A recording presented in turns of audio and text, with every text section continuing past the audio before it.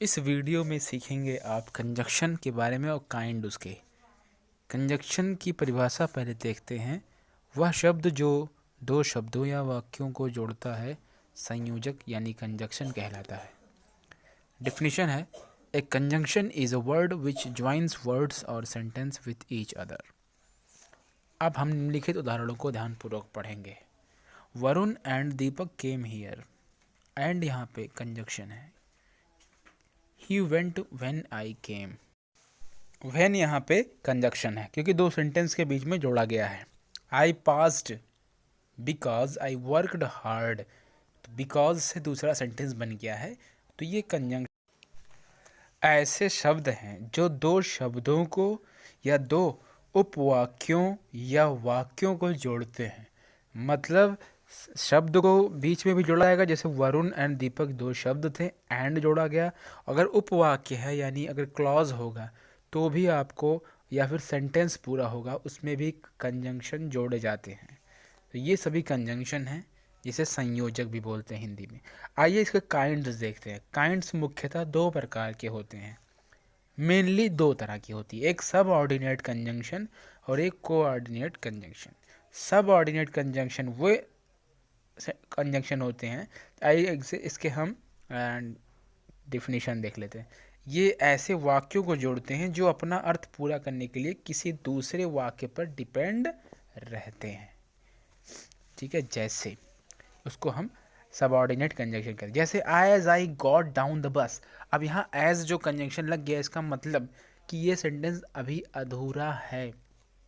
ठीक है, ये दूसरे वाक्य जब तक आगे मैं बोलूँगा नहीं, तब तक आप इस वाक्य का मतलब समझ नहीं पाएंगे, अधूरा है।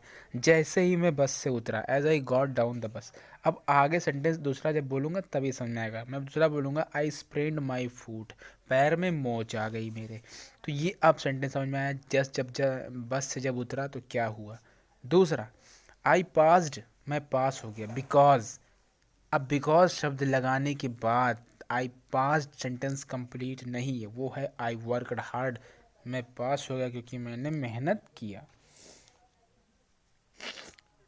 ही failed although he worked hard, हालांकि उसने बहुत मेहनत की थी फिर भी फेल हो गया। ऑल दाउ यहाँ पे सब ऑर्डिनेट कंजंक्शन है।